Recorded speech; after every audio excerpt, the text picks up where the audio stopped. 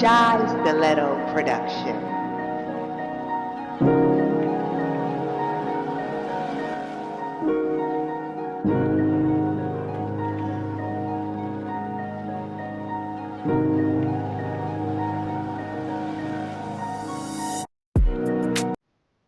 What's your name and where are you from?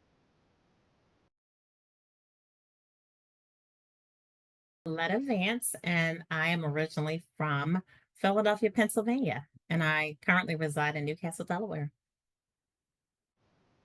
What's your favorite memory from childhood?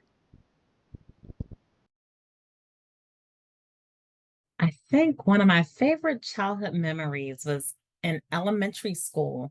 I had this teacher named Mrs. Lee, and Mrs. Lee would give us responsibilities while we were in class. Like if the phone rings, you can answer the phone.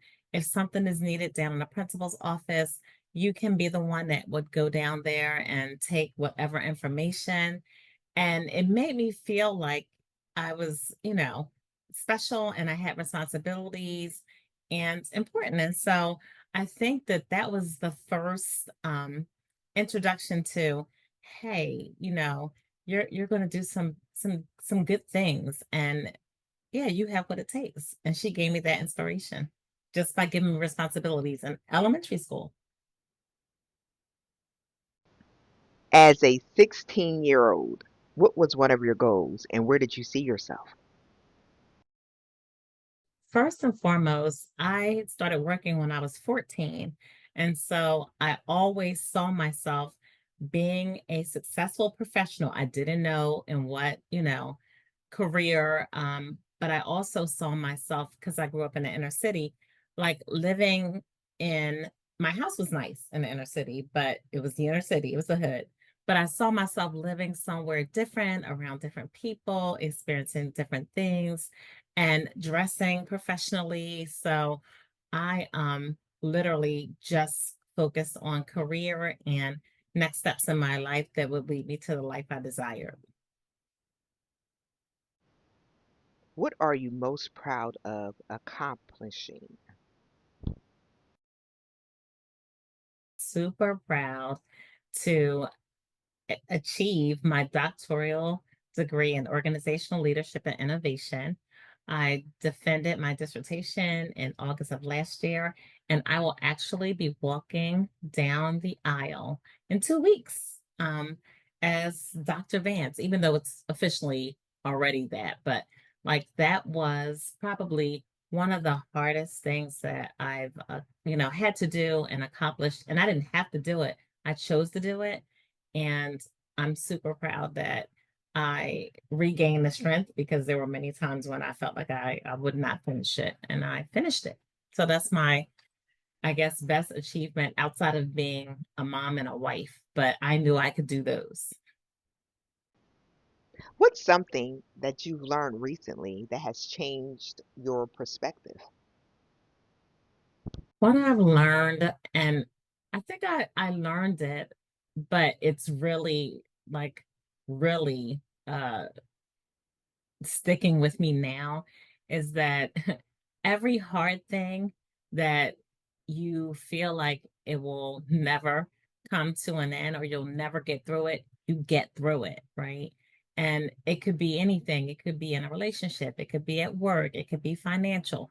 But what I know for sure is that God has my back, will always have my back. I will always get through.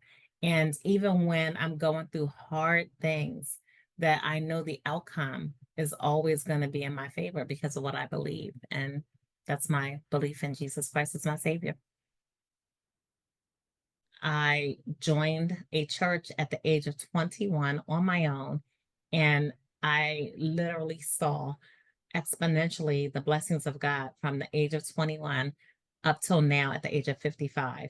It never stopped, even when the things that I was going through were the hardest. He never stopped. And so I'm so glad I made that decision at a young age because it gave me the support I needed to get through hard things. But I also got blessed as I was going through hard things.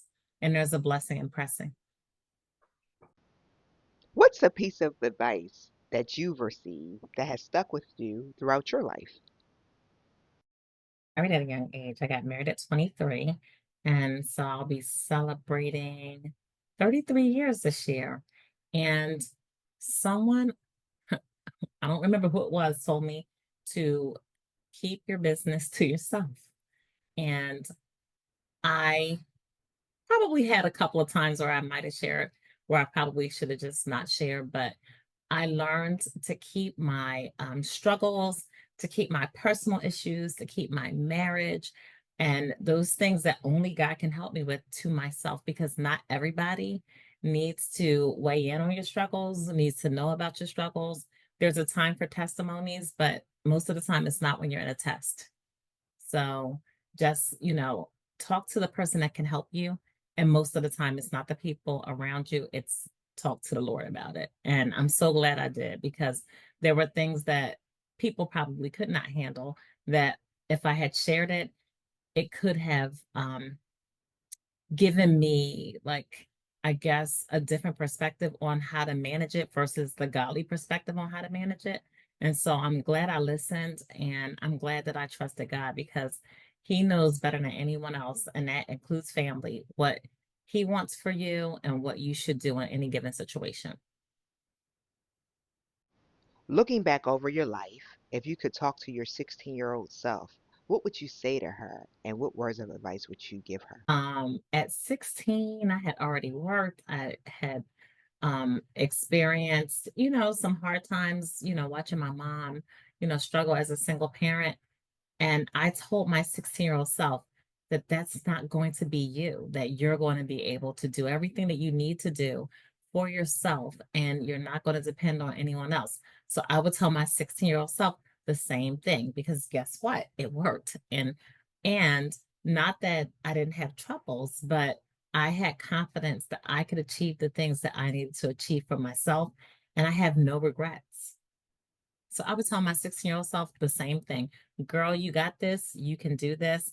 And God gotcha. Like I believed in God before I, actually started going to church, but I knew that the Lord, would be my strength. But I also knew that I could do all things because my mom told me and I told myself.